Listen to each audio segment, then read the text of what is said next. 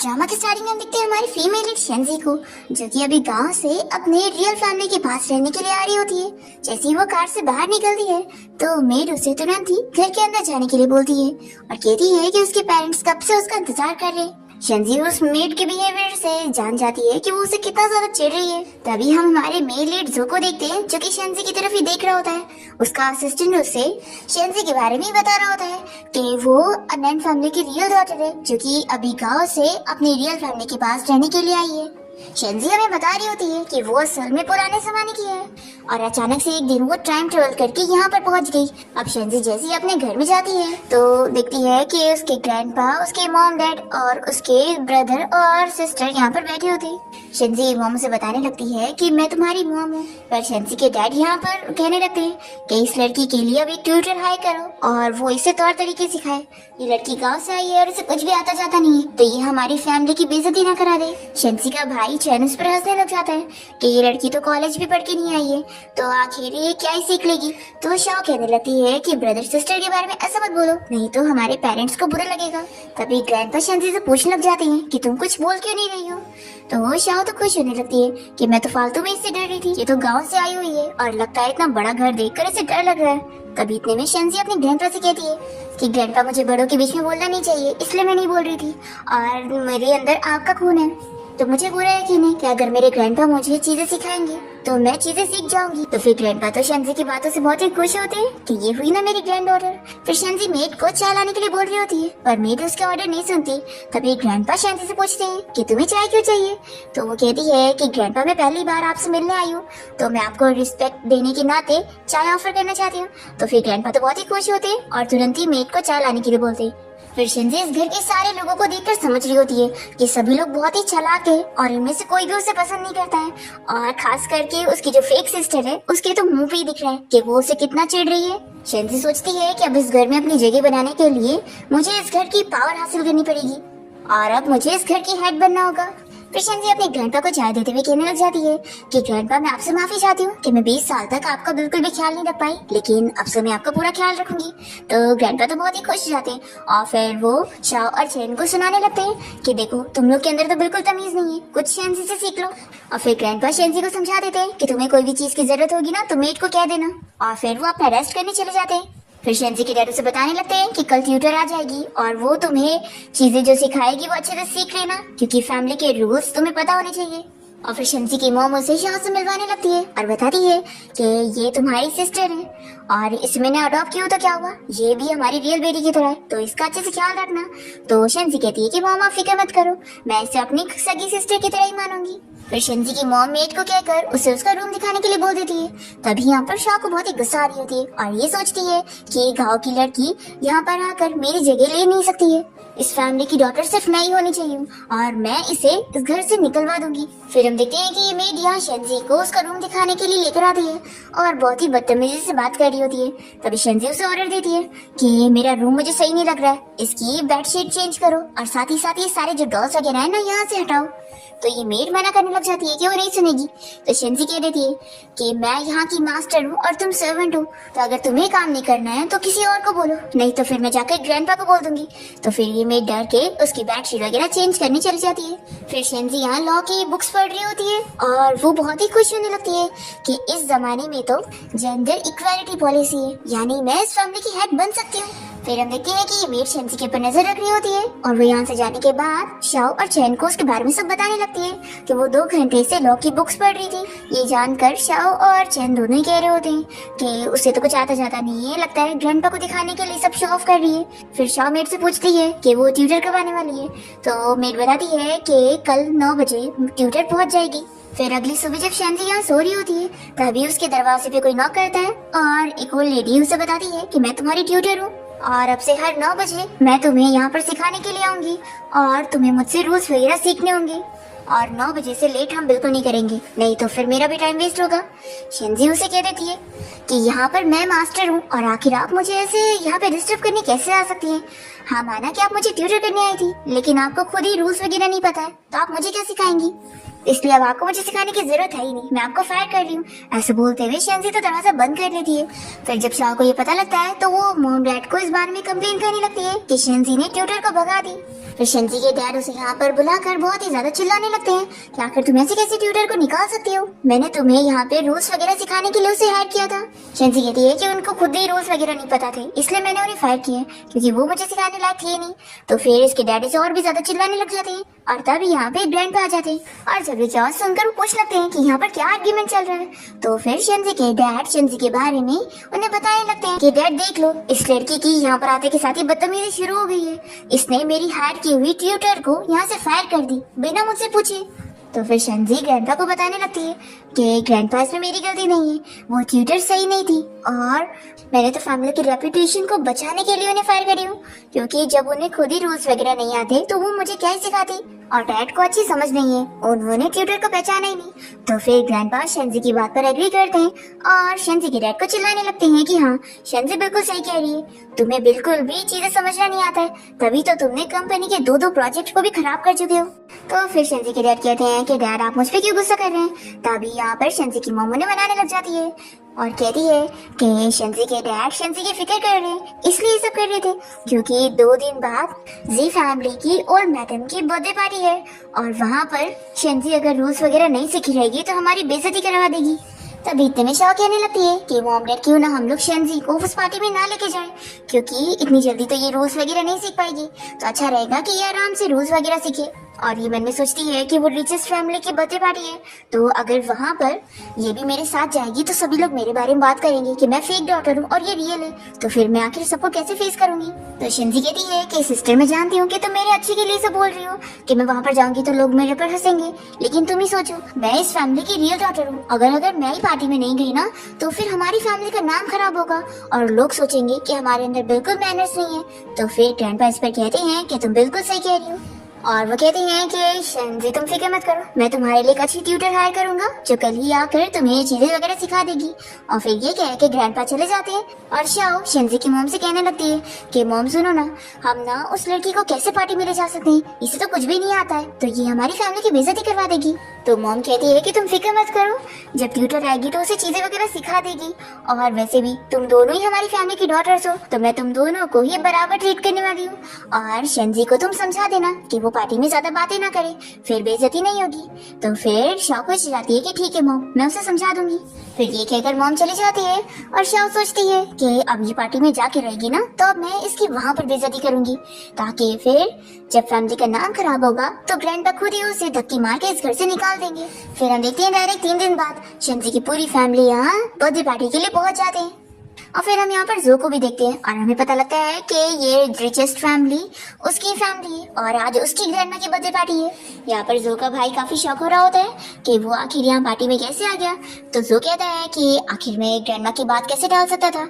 फिर यहाँ पर शेंजी की मॉम शाओ से कह देती है कि शेंजी यहाँ पर ज्यादा चीजें नहीं जानती है, तो तुम उसे आसपास घुमाने के लिए लेकर जाओ और अपने फ्रेंड्स वगैरह से मिलवाओ। और वो शेंजी को भी समझा देती है कि तुम शाओ के साथ ही रहना। फिर शाओ यहाँ पर शेंजी से कहने लगती है कि तुम्हें यहाँ पर कुछ भी समझ नहीं है ना, इसलिए ज्यादा बात मत करना, नहीं तो हमारी फैमिली की बेइज्जती करवा दोगी। शेंजी कहती है कि तुम्हें बहुत पता है, लगता है तुम पहले ही अपनी बेइज्जती करवा चुकी हो और वैसे तुम मेरी नहीं बल्कि अपनी खुद की फिक्र करो। तो फिर शाओ गुस्सा होकर चली जाती है और तभी जो यहाँ पर शेंजी की ये सारी बातें सुन लेता है और उसे वो बहुत ही इंटरेस्टिंग लगती है। फिर हम देखते हैं कि शेंजी पार्टी में सभी को ड्रिंक करता हुआ देखकर यहाँ पे रखी हुई ड्रिंक को टेस्ट करती है, पर उसे बिल्कुल भी अच्छी नहीं लगती।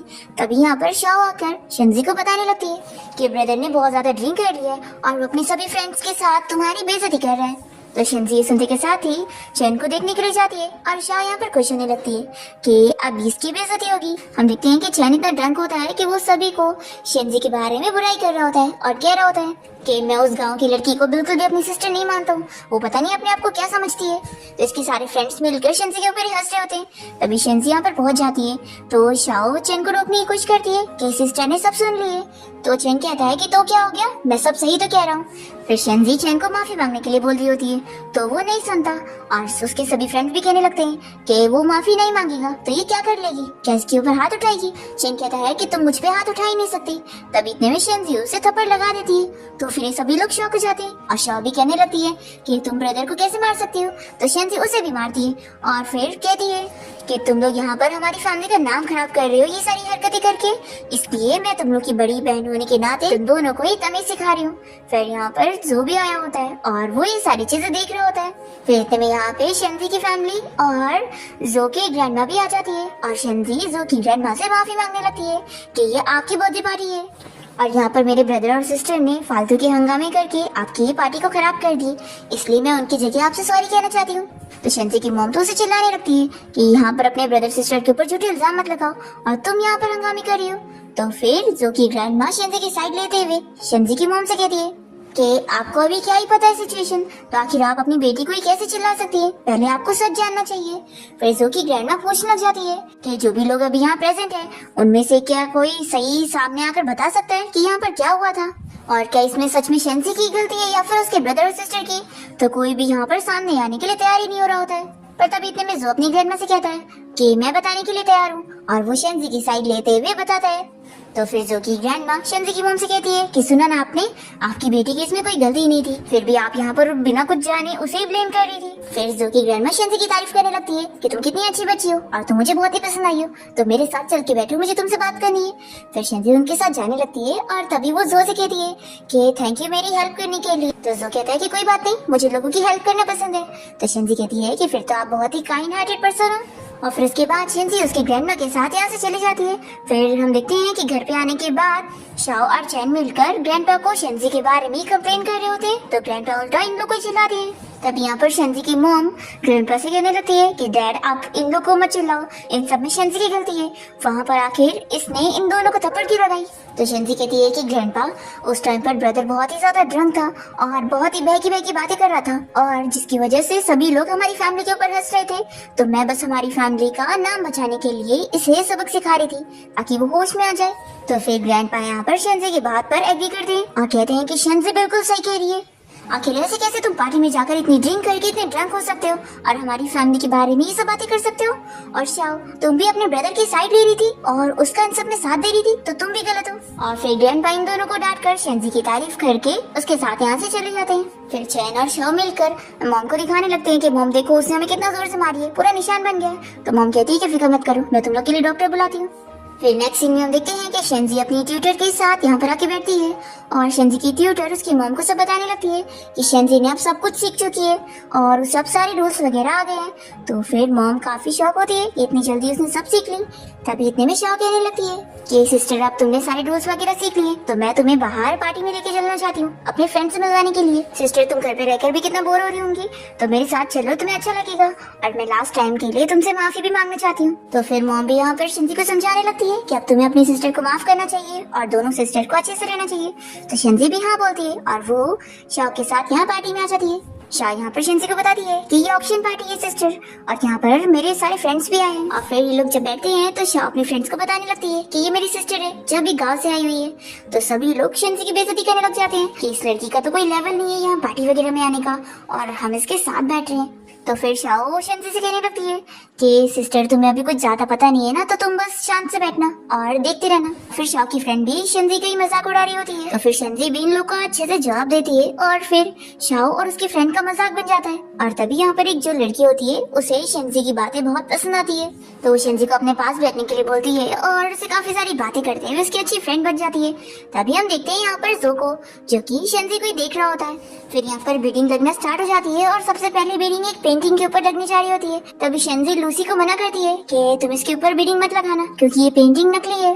तो फिर लूसी कहती है कि तुम्हें कैसे पता, यहाँ पर तो सभी लोग बीडिंग लगा रहे हैं, क्या पता ये असली होगी। तो शेंजी कहती है कि मैं ज्यादा जानती हूँ और वो मन में सोचती है कि ये पेंटिंग तो उसके जमाने की डुप्लीकेट कॉपी है और ये असली है ही नहीं। फिर इतने में यहाँ पर जो भी आकर बैठ जाता है और वो शेंजी से कहने लगता है कि तुम्हें तो ये सारी चीजों की कितनी नॉलेज है, तो तुम मेरी भी हेल्प कर दो। फिर यहाँ पर एक म्यूजिकल इंस्ट्रूमेंट की बीडिंग लगने जा रही होती है और जो शेंजी से पूछता है कि बताओ ये रियल है कि नहीं। तो शेंजी कहती है कि वो मैं ट्राई करूंगी तो मुझे पता लगेगा। तो फिर जो शेंजी को स्टेज पर भेज देता है उस म्यूजिकल इंस्ट्रूमेंट को प्ले करके ट्राई करने के लिए। तब यहाँ पर सभी लोग सोच रहे होते हैं कि शेंजी को क्या ही आता होगा, वो इसे कहाँ प्ले कर पाएगी।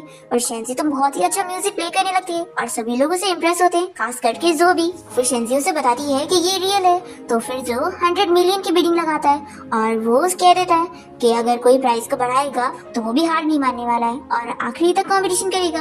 तो फिर सभी लोग डर जाते हैं और कोई भी इस पर बिडिंग नहीं लगाता और जो को ये म्यूजिकल इंस्ट्रूमेंट मिल जाता है। फिर जो शेंजी को थैंक यू कहने लगता है कि उसने उसकी बहुत बड़ी हेल्प की है और फिर वो बदले में उसे एक सजेशन देता है कि तुम्हारी स्माइल बहुत ही फेक है। ऐसा कहकर वो चला जाता है। तो शेंजी को उस पर गुस्सा आती है। तभी लूसी शेंजी से कहने लगती है कि लगता है मिस्टर जो तुम में काफी इंटरेस्टेड था, उसने लास्ट टाइम भी पार्टी में तुम्हारी हेल्प किया था और अभी भी तुमसे ही बातें कर रहा था और लगता है तुम्हारे लिए यहाँ पर आया था। शेंजी कहती है कि नहीं ऐसा कैसे हो सकता है। दूसरी तरफ हम देखते हैं कि जो यहाँ पर अपनी ग्रैंडमा को वही म्यूजिकल इंस्ट्रूमेंट ला कर देता है। तो ग्रैंडमा तो बहुत ही खुश हो जाती है और पूछती है कि क्या तुमने पता करवाया था एक्सपर्ट से कि ये रियल है। तो कहता है कि हाँ, लास्ट टाइम आप पार्टी में जिस लड़की से मिली थी ना, वही थी वो, और वो बहुत ज्यादा ही इंटेलिजेंट है। तो ग्रैंडमा कहती है कि मैं उस लड़की को थैंक्स करना चाहती हूँ, तो तुम उसे डिनर पार्टी में इनवाइट कर देना। फिर शेंजी जैसे घर पहुंचती है तो उसके मॉम डैड उसे बुलाते हैं और यहाँ पर शाओ पहले ही उन्हें कंप्लेन कर चुकी होती है कि शेंजी ने पार्टी में मेरी कितनी बेइज्जती कर दी। तभी इतने में यहाँ पे ग्रैंडपा आ जाते हैं और वो शेंजी की तारीफ करने लगते हैं कि इसने तो अच्छा काम करी है। और वो रिचेस्ट फैमिली की ग्रैंडमा शेंजी से बहुत ज्यादा खुश है, इसलिए उन्होंने शेंजी को अपने घर पे डिनर पे इनवाइट किया है। फिर ग्रैंडपा शेंजी को समझाने लगते हैं कि जी फैमिली इस शहर की रिचेस्ट फैमिली है, तो अगर तुम्हारी वजह से हमारा उनके साथ अच्छा कनेक्शन बन जाएगा तो हमें बिजनेस में बहुत ही फायदा हो सकता है, इसलिए तुम उनके घर जाकर ओल्ड मैडम के साथ अच्छे से बातें करना। शेंजी कहती है कि ग्रैंडपा मैं अपना बेस्ट दूंगी।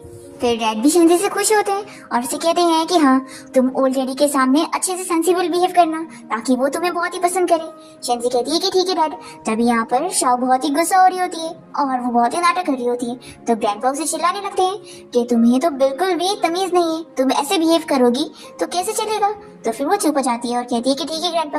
फिर हम देखते हैं कि शेंजी यहाँ जो के घर पे पहुंचती है और ग्रैंडमा उसकी तारीफ करने लगती है कि जो ने मुझे बताया कि ये म्यूजिकल इंस्ट्रूमेंट तुमने चुनी हो और मुझे पता नहीं था कि तुम इतने यंग होने के बाद भी इतनी ज्यादा टैलेंटेड हो। फिर ग्रैंडमा यहाँ पर शेंजी को कहती है कि क्या तुम मुझे एक सॉन्ग प्ले करके सुना दोगी। तो फिर शेंजी प्ले करने लग जाती है और ग्रैंडमा को बहुत ही पसंद आता है। तभी यहाँ पर जो भी आ जाता है। तो ग्रैंडमा पूछती है कि तुम अचानक से घर कैसे आ गए। तो ये कहता है कि ग्रैंडमा मैं भी आपके साथ डिनर करने आया हूँ। तो ग्रैंडमा तो खुश होने लगती है कि वो शेंजी की वजह से यहाँ पर आया है और वो कहती है कि वैसे तो तुम ऐसा करते नहीं हो। पर फिर शेंजी यहाँ पे ग्रैंडमा को मना करती है कि मेरा एक्चुअली पहले से अपॉइंटमेंट है, तो ग्रैंडमा मैं ज्यादा रुक नहीं सकती हूँ। तो फिर ग्रैंडमा मान जाती है और शेंजी कहने लगती है कि मैं खुद टैक्सी से चली जाऊंगी। तो ग्रैंडमा कहती है कि बिल्कुल नहीं, जो तुम्हें छोड़ने जाएगा। फिर दोनों साथ में जब जाने लगते हैं तो जो की ग्रैंडमा इन दोनों को देखकर खुश हो रही होती है और सोचती है कि जो की चॉइस बहुत ही अच्छी है। तभी जैसे यहाँ पर शेंजी कार के पीछे वाली सीट पर बैठने जा रही होती है तो ये से कहता है कि क्या तुमने मुझे ड्राइवर समझी हुई हो, और फिर वो उसके लिए आगे वाली सीट का डोर खोलता है। तो फिर शेंजी बैठ जाती है और फिर जो से पूछता है कि मैं तुम्हें कहाँ लेके चलूं। तो शेंजी कहती है कि कहीं पे भी लेके चलो। एक्चुअली मैंने ग्रैंडमा को झूठ बोली थी, मेरा किसी भी फ्रेंड के साथ अपॉइंटमेंट नहीं है। जब मेरा कोई फ्रेंड ही नहीं है तो मैं जाऊंगी कहाँ। एक्चुअली मैं यहाँ फर्स्ट टाइम आई हूँ और खाली हाथ आई हूँ, तो आखिर ऐसे कैसे मैं यहाँ आप लोग के साथ बैठ के डिनर कर सकती थी। मुझे ये सही नहीं लगा, इसलिए मैंने ग्रैंडमा को बहाना करके मना कर दी। तो जो शेंजी की तारीफ करता है कि तुम तो कितनी सच्ची हो। फिर ऐसी बात है तो ठीक है, तुम मेरे साथ डिनर करने चलो। शेंजी पूछती है कि तुम तो ग्रैंडमा के साथ डिनर करने वाले थे ना।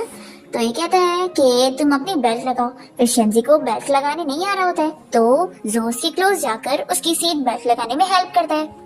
और फिर इसके बाद जो जैसे शेंजी को लेकर रेस्टोरेंट के बाहर पहुंचता है तो फिर शेंजी अपना सीट बेल्ट नहीं खोल पा रही होती है, तो फिर ये उसकी हेल्प कर रहा होता है फिर से उसके नजदीक जाकर उसकी सीट बेल्ट खोलने में। और शेंजी को तो कुछ और ही लग रहा होता है, इसलिए वो काफी शौक रह जाती है।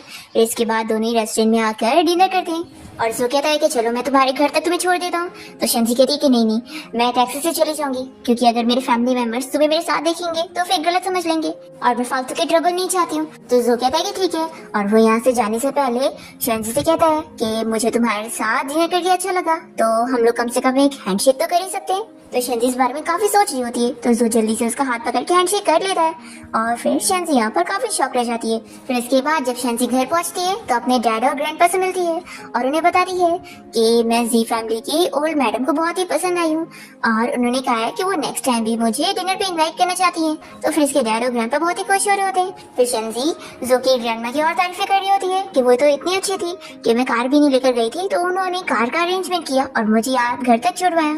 फिर ये सुनने के बाद तो ग्रैंडपा गुस्सा हो जाते हैं और शेंजी के डैड को चिल्लाने लगते हैं कि तुमने शेंजी को छोड़ने के लिए कार भी नहीं दी, आखिर तुम कैसा अरेंजमेंट कर रहे हो। तो फिर शेंजी के डैड कहने लगता है कि डैड मैंने मेड को कहा था पर लगता है वो भूल गई होगी। तो फिर ग्रैंडपा शेंजी के डैड को बहुत चिल्लाते हैं और वो शेंजी से कह देते हैं कि अगली बार तुम बाहर कहीं पे भी जाओगी ना तो तुम्हारे लिए कार रहेगी और साथ ही मैं तुम्हें 80,000 पॉकेट मनी भी दे रहा हूँ ताकि तुम कभी किसी के घर जाओ तो अच्छे से पैसे भी खर्च कर सको।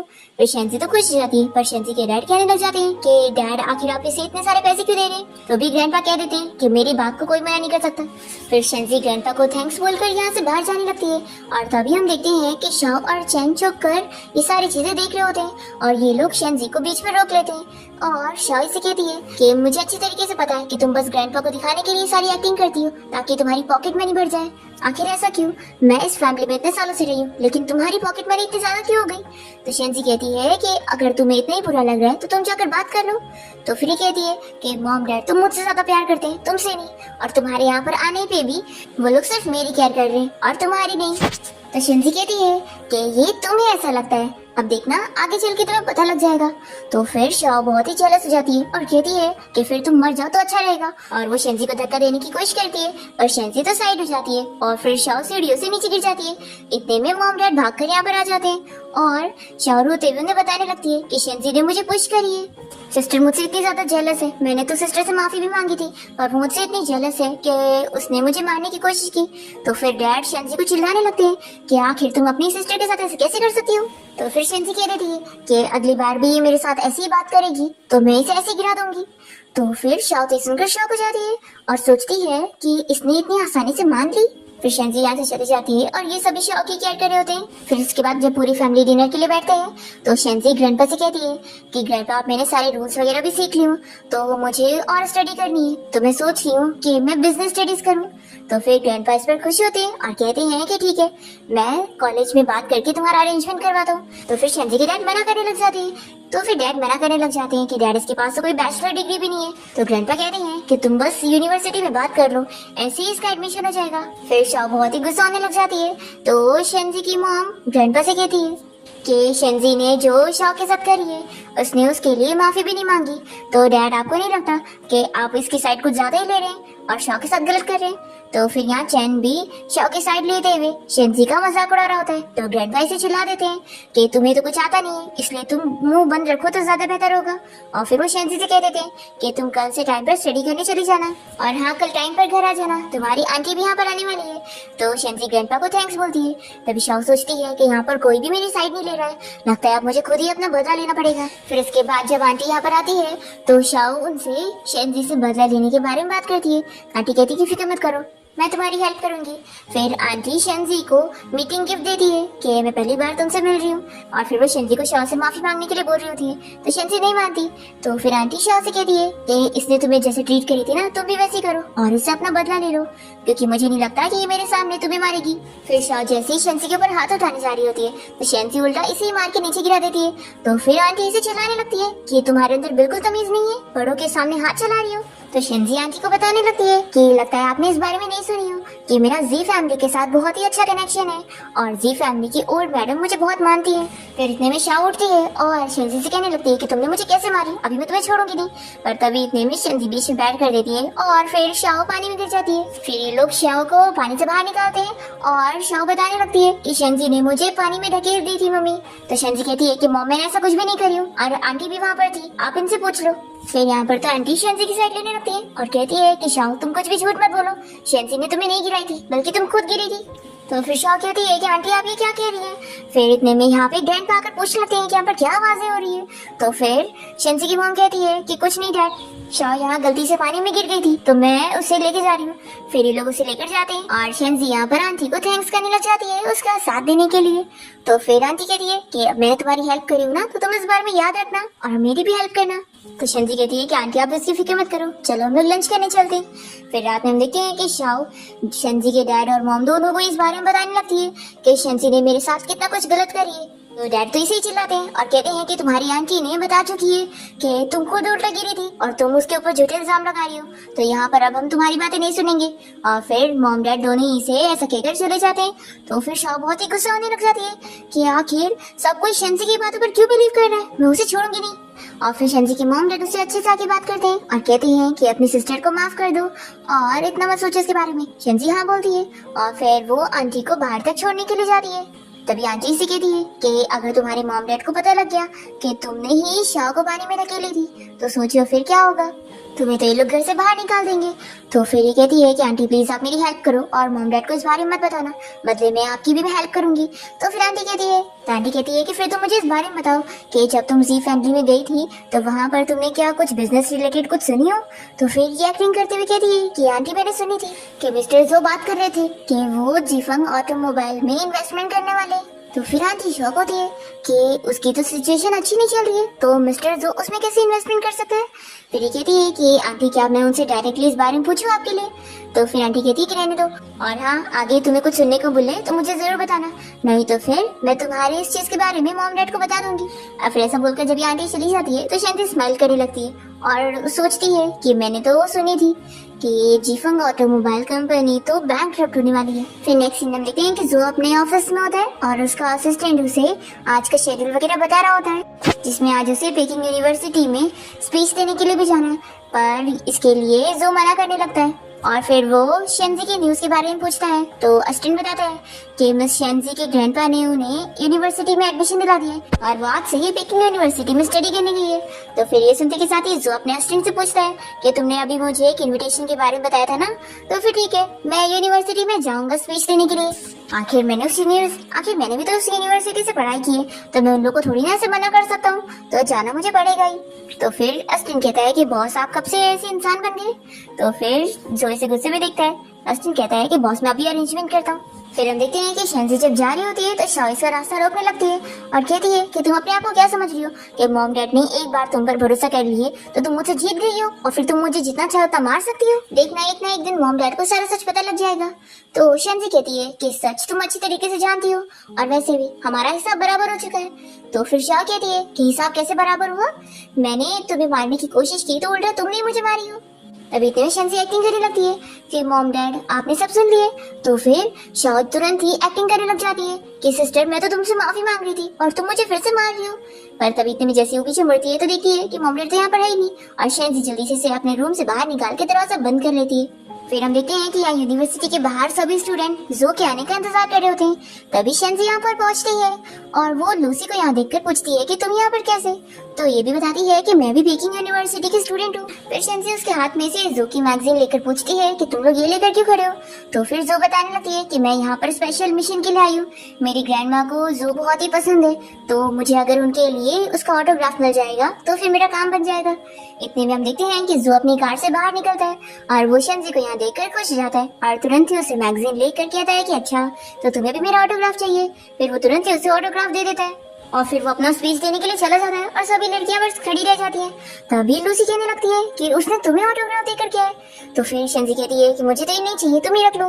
फिर इसके बाद ये सभी स्टूडेंट जब सेमिनार से बाहर आते हैं तभी एक लड़की जो की फियांसी होने का प्रिटेंड कर रही होती है वो यहाँ पर शेंजी को बातें सुनाने लगती है कि आखिर वो कैसे जो को सीरियस कर सकती है। तो शेंजी भी इसे अच्छी खासी बातें सुनाती है कि वो इसके बारे में ऐसा कैसे बोल सकती है। तभी इतने में जो भी यहाँ पर आकर शेंजी की साइड लेता है और वो इस लड़की को चिल्लाता है और कह देता है कि तुम मेरे मैटर में इन्वॉल्व मत होना। और फिर वो शेंजी के साथ यहाँ बाहर आ जाता है।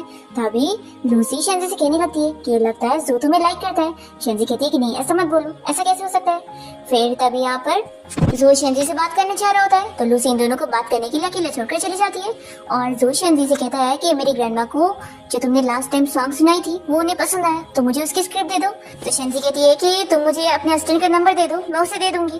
तो फिर ये इसे अपना कार्ड देता है। तो शेंजी इसे देखकर शॉक हो रही होती है तो जो कहता है कि अरे हाँ मैं तुम्हें अपनी ऑटोग्राफ देना भूल गया। फिर इसमें भी वो अपना साइन कर देता है और फिर जो यहाँ से जाने लगता है तो शेंजी उसे रोकती है और उसे एक चीज क्लियर करती है, मैं वहाँ पर तुम्हारा ऑटोग्राफ लेने के लिए नहीं खड़ी थी और वो मैगजीन तो मेरा था भी नहीं, ऐसा बोलकर ही चली जाती है। फिर इसके बाद जो यहाँ कार में शेंजी की बातों के बारे में सोच रहा होता है और तभी फिर वो उसका नंबर भी ऐड कर लेता है। तभी असिस्टेंट से नोटिस कर रहा होता है कि वो शेंजी के बारे में सोच रहा है और वो पूछता है कि बॉस हमें कंपनी चलना है ना। फिर इसके बाद शेंजी यहाँ घर में स्टडी कर रही होती है, तभी मेड आकर उसे बताती है कि आप जल्दी से नीचे आओ। शेंजी यहाँ पर आती है तो ग्रैंडपा उसे पूछते हैं कि तुम्हारी आंटी ये सब क्या कह रही है, क्या ये सच है? फिर आंटी यहाँ पर शेंजी को चिल्लाने लगती है कि तुम कितनी चालाक हो, तुमने मुझे फूल बनाई और मेरे सारे पैसों को इन्वेस्टमेंट में लगवा दी और अब मेरी कंपनी बैंकरप्ट हो गई है तुम्हारी वजह से। तो शेंजी कहती है कि आंटी आप ये क्या कह रही है, मुझे तो बिजनेस वगैरह के बारे में कुछ नॉलेज ही नहीं है और मैं तो गाँव से आई हुई हूँ ना। तो फिर यहाँ पर उसकी मॉम भी साइड लेते हुए आंटी को चिल्लाने लगती है कि आखिर तुम्हारा इन्वेस्टमेंट फेल हो गया तो तुम शेंजी के ऊपर पूरा ब्लेम कैसे लगा सकती हो? तो फिर आंटी कहती है कि अच्छा तुम मुझे बैंकरप्ट करवाने के बाद यहाँ पर इनोसेंट बनने का प्रिटेंड भी कर रही हो और तुम्हारी फैमिली तुम पर ही बिलीव कर रही है, लेकिन मैं ऐसा होने नहीं दूंगी। और फिर वो शेंजी की मॉम डैड को सच बताने लग जाती है कि उस दिन शेंजी ने शाओ को धक्का दी थी और तभी वो पानी में गिरी थी। तो फिर शाओ तुरंत ही कहने लगती है कि मॉम डैड आपने सुना ना, इसने मुझे धक्का दी थी। फिर शेंजी के मॉम डैड और ग्रैंडपा से पूछने लगते हैं कि क्या तुम्हारी आंटी सही कह रही है? तो शेंजी मना करने लगती है कि आंटी झूठ कह रही है। उस दिन आंटी मुझसे पूछ रही थी कि जी फैमिली में मैंने क्या बिजनेस के बारे में कुछ सुनी हो और उन्होंने मुझे धमकी दी कि अगर मैं नहीं बताऊंगी तो फिर ये आप लोग के सामने मेरे बारे में झूठ कह देंगी कि मैंने ही शाओ को धक्का दी थी, तो इसलिए फिर मैं डर गई। आंटी कहती है कि तुम कितनी बड़ी झूठी हो। फिर ग्रैंडपा शेंजी से पूछने लग जाते हैं कि तुमने क्या मिस्टर जो को ये इन्वेस्टमेंट की बातें करते हुए सुनी थी? तो शेंजी कहती है कि हाँ ग्रैंडपा, मैंने थोड़ी बहुत सुनी थी और फिर मैंने वही आंटी को बताई हूँ। तो ग्रैंडपा कहते हैं कि अच्छा ऐसी बात है। और फिर शेंजी मन में सोचती है कि अब ग्रैंडपा को भी पता लग गया होगा कि मैं उनकी कितनी काम की हूँ। फिर ग्रैंडपा यहाँ पर अपनी बेटी को चिल्लाते हैं कि तुम क्या यहाँ पर झगड़े लगवाने के लिए आई हो? फिर शेंजी भी कहती है कि हाँ, ये आंटी यहाँ पर हमारे झगड़े करवाने के लिए ही आई है। शेंजी की मॉम तो खुश होने लग जाती है कि मेरी बेटी तो बड़ी कमाल की है, ये गांव से आई हुई है तो क्या हुआ, है तो बहुत ही चालाक। और फिर ग्रैंडपा तो कह देते हैं तुम अपने खुद के रिस्क पे इन्वेस्टमेंट करी थी और तुम खुद बैंकरप्ट हुई हो, इसमें हमारी कोई गलती नहीं है। और फिर ऐसा कहकर वो चले जाते हैं। और फिर शेंजी मन में सोच रही होती है कि मेरे से ज्यादा रूल्स को कोई जानता नहीं है और मेरे से ज्यादा रूल्स को कोई यूज करना नहीं जानता। ये आंटी शेंजी से कहने लग जाती है कि तुम कितनी बड़ी झूठी हो ना। तो शेंजी कहती है कि आंटी मैंने पहले बोली थी कि मेरे से गलती भी हो सकती है तो मैं कंफर्म कर लेती हूँ, पर आप ही इतनी लालची थी कि आपने इतनी जल्दी बिलीव कर ली। ऐसा बोलकर वो चली जाती है। फिर शेंजी के डैड उसे बात करने के लिए यहाँ स्टडी रूम में बुलाते हैं और उसे पूछते हैं कि देखो तुम ग्रैंडपा को तो फूल बना सकती हो लेकिन मुझे नहीं, सच बताओ कि क्या तुमने शाओ को पानी में धक्का दी थी? तो शेंजी इसके लिए मना करती है कि आखिर मैं अपनी सिस्टर के साथ ऐसे कैसे कर सकती हूँ। तो फिर डैड कहते हैं कि लेकिन तुम्हारी आंटी को तो तुमने झूठ बोली ना और उनकी इन्वेस्टमेंट फेल करवाई। तो शेंजी कहती है कि डैड इसमें तो आपका ही फायदा हुआ ना और आप तो इससे बहुत ही खुश हुए होंगे। और फिर शेंजी के डैड भी मन में सोचने लग जाते हैं कि लड़की सच में बहुत ही इंटेलिजेंट है। फिर वो इसे जाने के लिए बोल देते हैं और तभी देखते हैं कि शाओ और चैन छुप कर इन लोग की सारी बातें सुन रहे थे। तो फिर वो उन लोग को अंदर बुलाते हैं और शाओ यहाँ पर डैड से शेंजी के बारे में कंप्लेन करने लगती है। तो फिर डैड इसे चिल्लाते हैं कि तुम बस हर बार अपनी सिस्टर की कंप्लेन ही करती रहती हो, अब मैं तुम्हारी और कोई फालतू बातें नहीं सुनने वाला हूँ। और वो मन में सोचते हैं कि शेंजी तो कितनी अच्छी है, वो कभी मुझे कोई कंप्लेन नहीं करती और उसने तो उल्टा मेरी इतनी बड़ी प्रॉब्लम को सॉल्व करने में हेल्प भी करी है। और फिर डैड इन दोनों को चिल्लाकर कह देते हैं कि तुम लोग को मैंने पाल पोस के इतना बड़ा किया और तुम लोग फिर भी कोई काम के नहीं हो। और ऐसा बोलकर वो चले जाते हैं। फिर शाओ यहाँ पर बहुत ही गुस्सा आने लगती है कि आखिर सब कुछ शेंजी की साइड क्यों हो गया है। तो फिर चैन कहता है कि सिस्टर मेरे पास एक रास्ता है जिससे हम लोग शेंजी को इस घर से निकलवा देंगे। तो पूछती है कि क्या रास्ता है? अब हमारी सिस्टर बड़ी हो गई है ना तो हम इसकी शादी करवा देते हैं। तो शाओ कहती है कि तुमने कितना अच्छा आइडिया दिया है, इसकी शादी हो जाएगी तो ये इस घर से निकल जाएगी और फिर इसका इस प्रॉपर्टी में कोई हिस्सा नहीं रहेगा।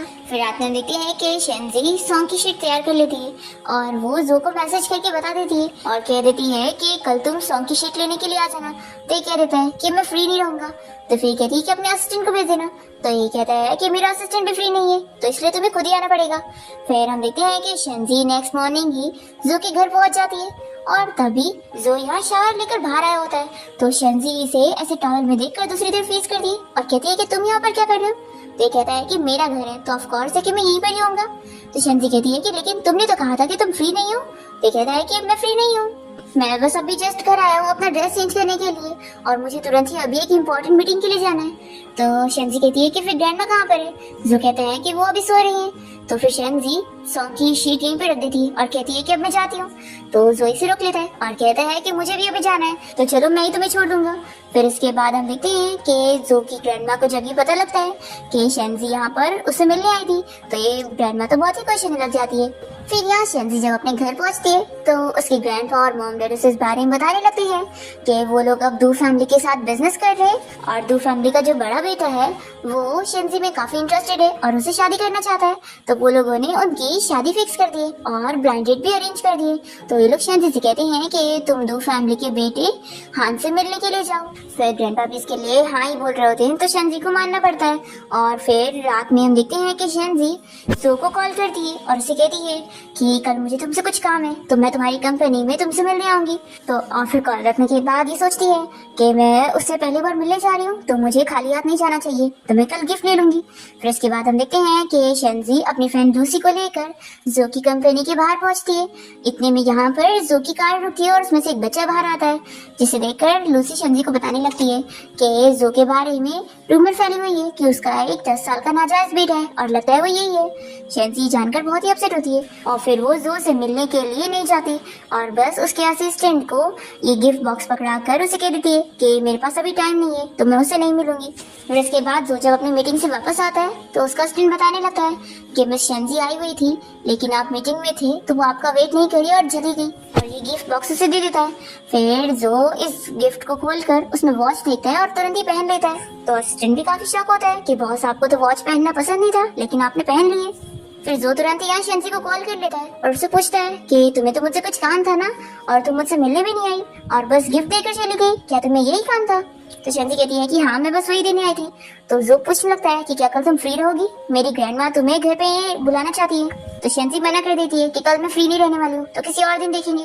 और फिर वो कॉल कट करती है और फिर हम देखते हैं कि यहाँ पर उसकी फैमिली की तरफ से मेकअप आर्टिस्ट उसे तैयार करने के लिए पहुंच जाते हैं और फिर शेंजी को यहाँ पर अपने ब्लाइंड डेट से मिलने पहुंचना ही पड़ता है। तभी हम देखते हैं कि जो यहाँ पर शेंजी को इस लड़के से मिलते हुए देख लेता है और सोचता है कि अच्छा, मुझसे कह रही थी कि वो बिजी रहने वाली है और वो यही काम करने आई है। फिर इसके बाद शेंजी का जो ब्लाइंड डेट होता है वो उसे बहुत ही बदतमीजी से बात कर रहा होता है और शेंजी को भी इसके साथ अपनी ये डेट कैंसिल करनी होती है, इसलिए वो भी इसे चिल्लाती है और साथ ही उसके हाथ पर कॉफी भी गिरा देती है। तो वो बहुत ही गुस्सा हो जाता है और शेंजी के ऊपर हाथ उठाने वाला होता है, पर तभी इतने में जो यहाँ पर आकर उसका हाथ रोक लेता है और फिर शेंजी इस बंदे के ऊपर स्प्रे मार देती है और उसकी आंखें जलने लगती है। जो पूछता है कि वैसे ये सब क्या था, तो शेंजी बताती है कि ये ब्लाइंड डेट मेरी फैमिली ने अरेंज करी। जो कहता है कि ये स्प्रे तो ये बताती है कि मैं फुल तैयारी के साथ आई थी। तो जो कहता है कि प्लीज इसे पहले अंदर रख लो, क्योंकि मुझे डर लग रहा है कि कहीं तुम मेरे ऊपर भी ना स्प्रे कर दो। और फिर जो शेंजी के ब्लाइंड डेट हान को यहाँ से अपने गार्ड्स की मदद से निकलवा देता है और फिर शेंजी इसे थैंक्स करने लगती है। तो ये कहता है कि तुम क्या सिर्फ मुंह से थैंक्स बोलने वाली हो? शेंजी कहती है कि फिर क्या करना चाहिए? तो ये कहता है कि तुम्हें पता नहीं है कि थैंक यू बोलने के लिए हक करना चाहिए, और वो उसे पकड़ के हक करने लगता है। तो शेंजी कहती है कि हक कुछ ज्यादा देर का नहीं है, तो जोर से छोड़ देता है और फिर कहने लगता है कि अगर तुम्हें मेरी हेल्प की जरूरत है तो तुम मुझे बता सकती हो। तो शेंजी कह देती है कि मैं अपना मैटर खुद सॉल्व कर लूंगी और वो यहाँ से बाहर चली जाती है। तभी लूसी उसे कॉल करके बता देती है कि मैंने उस दो फैमिली के बेटे हान के बारे में सब पता कर लिया कि वो तो बहुत ही बड़ा प्ले बॉय है। आखिर तुम्हारी फैमिली तुम्हारी शादी उसके साथ कैसे करवा सकते हैं? सच में वो लोग तुम्हें कुछ भी नहीं मानते। तो फिर शेंजी को भी बहुत ही गुस्सा आती और सोचती है कि अब मैं उनसे बदला लूंगी। फिर शेंजी जब घर जाती है तो उसके मॉम डैड से चिल्लाने लगते हैं कि आखिर वो हान को वहाँ पर उस तरीके से कैसे ट्रीट कर सकती है। तो फिर शेंजी कहती है कि मॉम डैड, मुझे अपनी गलती का एहसास है, तो फिर मैं हान से वापस से मिलने जाती हूँ और उससे माफी मांग लेती हूँ। तो फिर ये लोग उसे उसके होटल का नंबर दे देते हैं और शेंजी तुरंत ही मान कर यहाँ से जाने लगती है। और फिर यहाँ पर शाओ को शक हो जाता है और हम देखते हैं कि शेंजी अपनी फ्रेंड लूसी से मिलने जाती है और उसके साथ मिलकर शाओ को सुनाने के लिए बातें कर रही होती है। फिर शाओ इन लोग की बातों पर यकीन कर लेती है और शाओ को ये सुनने को मिलता है कि शेंजी उस दो फैमिली के बेटे हान के साथ होटल रूम में मिलने नहीं जा रही है, बल्कि वो तो जू के साथ मिलने जा रही है। फिर शाओ शेंजी का पीछा करते हुए होटल तक आ जाती है और देखती है कि शेंजी यहाँ वेटर्स को पैसे दे रही होती है कि वो जू के ड्रिंक में ड्रग मिलाकर उसे दे दे ताकि ये उसके साथ नाइट स्पेंड कर सके। शाओ यहाँ पर ये सब सुन लेती है और फिर वो मेट से कहती है कि मैं तुम्हें उससे भी ज्यादा पैसे दूंगी, तुम मुझे उस रूम में जाने दो। और फिर हम देखते हैं कि शाओ यहाँ पर अच्छे से जो को सेड्यूस करने के लिए होटल रूम में पहुंच जाती है, पर तभी वो देखती है कि यहाँ पर जो तो नहीं बल्कि वो उसका ब्लाइंड डेट हान होता है और ये कहता है कि वैसे तो मैं शेंजी का वेट कर रहा था, लेकिन अब तुम यहाँ पर खुद आ गई हो, तो फिर तुम्हें मैं छोड़ने वाला नहीं हूँ, और वो उसे हैरेस करने लगता है। और फिर शेंजी यहाँ पर अपने सभी रिपोर्टर्स को लेकर पहुंच जाती है और फिर एक्टिंग भी करने लगती है कि मेरी सिस्टर और मेरी फियांसी ने मुझे चीट किया है। मुझे यकीन नहीं हो रहा। मैंने तो तुमसे शादी करने का सोच लिया था, लेकिन तुम लोग अगर खुद शादी करना चाहते थे तो मॉम डैड को खुद बता देते। तभी इतने में यहाँ पर जो भी पहुंच जाता है, क्योंकि उसे पता लगा था कि शेंजिया होटल रूम में हान से मिलने आई है, तो वो जेलस था। लेकिन वो ये देखकर खुश जाता है और फिर शेंजी से पूछती है कि वैसे तुम यहाँ पर क्या कर रहे हो। तो ये कहता है कि मैंने सुना कि तुम मेरे साथ ही यहाँ होटल रूम में आई हो, तो मैं चेक करने आया था कि आखिर वो है कौन। फिर दोनों ही साथ में जाने लगते हैं। तो शेंजी कहती है कि मुझे जरूरी काम है तो तुम जाओ। फिर वो चला जाता है और लूसिया शेंजी के पास आती है और शेंजी से बताती है कि जरूरी से पता लग गया है कि मैं यहाँ इसका नाम यूज करके ये सारी प्लानिंग वगैरह कर रही थी। शेंजी कहती है कि चलो इसको छोड़ो, वैसे अब मेरा काम तो बन गया है। फिर जब शेंजी घर जाती है तो उसके मॉम डैड को जब पता लगता है कि शाओ ने ये सारी हरकतें कर दी है, तो फिर शेंजी और उस दो फैमिली के बेटे हान की तो शादी टूट जाती है और शेंजी का प्लान कामयाब हो जाता है। और फिर शेंजी के मॉम डैड तो शाओ से इतना गुस्सा हो जाते हैं और उससे रिश्ता तोड़ने का सोच लेते हैं कि उन्होंने उनकी फैमिली का नाम खराब कर दिए, तो वो उसे अपनी बेटी नहीं बनाएंगे। और फिर ग्रैंडपा भी शेंजी से इतने ज्यादा खुश होते हैं कि वो उसे कंपनी संभालने के लिए दे देते हैं और कह देते हैं कि अब वही इस फैमिली की हेड बनेगी। फिर शेंजी तो बहुत ज्यादा खुश होती है। फिर हम देखते हैं कि जो अपने ऑफिस में होता है और तभी उसका नेफ्यू यहाँ पर उसे समझा रहा होता है कि अगर वो किसी लड़की को लाइक करता है ना तो उसे चेज करे। अगर वो इनिशिएटिव नहीं लेगा तो उस लड़की को कोई और ही उसे चुरा के लेकर चला जाएगा। फिर जो को भी ये बात सही लगती है और वो शेंजी को मैसेज करता है और फिर वो ग्रैंडमा का बहाना लेकर शेंजी को बाहर डिनर पे इनवाइट करता है। फिर जब शेंजी यहाँ पर पहुंचती है तो कैंडल और ये सारी अरेंजमेंट देखकर पूछती है कि ये सब क्या है। तो वो कहता है कि सब रेस्टोरेंट की तरफ से, पर तभी वेट्रेस आकर बता देती है कि ये सब हमारी तरफ से नहीं है बल्कि मिस्टर जो ने खुद प्रिपेयर किया है। तभी इतने में बाओ यहाँ पर आ जाता है और जो से कहने लगता है कि अंकल ये लो। तो शेंजी सुनकर शॉक होती है और जो से पूछती है कि ये तुम्हें अंकल कह रहा है। तो जो बताता है कि ये मेरे बड़े भाई का बेटा है। फिर शेंजी तो ये जानने के बाद खुश जाती है कि ये जो का बेटा थोड़ी ना है, तो ये थोड़ी ना उसकी स्टेप मदर बनने वाली है। फिर बाओ यहाँ से जाते हुए जो को गुड लक बोलते हुए जाता है और फिर जो तुरंत यहाँ नीचे बैठकर शेंजी को रिंग दिखाने लगता है। तो शेंजी अपना हाथ देती है और ये उसे हाथ में पहना देता है। जो कहता है कि तुमने मेरा गिफ्ट एक्सेप्ट करी, इसलिए यानी तुम मुझे हाँ कह रही हो ना। तो कहती है कि किस चीज को हाँ कह रही हो। तो फिर ये कहता है कि गिफ्ट लेने के बाद तुम्हें मुझे थैंक्स भी तो करना चाहिए। तो शेंजी कहती है कि तुम्हें हक करना होगा ना। तो जो कह देता है कि लगता है तुम्हें पता ही नहीं है कि थैंक्स करने के लिए किस करना होता है। फिर वो जैसे उसे किस करने जाता है तो शेंजी कहती है कि तुम झूठ कह रहे हो। तो जो इसे बताने लग जाता है कि मैं तुम्हें बहुत लाइक करता हूँ। शेंजी कहती है कि क्या तुम मुझे कन्फेस कर रहे हो। देखो मैं तुम्हें हाँ कह सकती हूँ, लेकिन पहले मैं तुम्हें अपने रूल्स बताऊंगी क्योंकि मैं एक ट्रेडिशनल वुमेन हूँ और हमारे यहाँ पहले रूल्स बताए जाते हैं। तो मैं तुम्हें बता दूं कि मैं ऐसे टाइप की हूँ कि मुझे जिंदगी भर का साथ चाहिए। तो जो कह रहा है कि मुझे तुम्हारी सारी शर्तें मंजूर हैं और फिर वो उसे किस कहने लग जाता है और इसी के साथ इस ड्रामा की हैप्पी एंडिंग हो जाती है।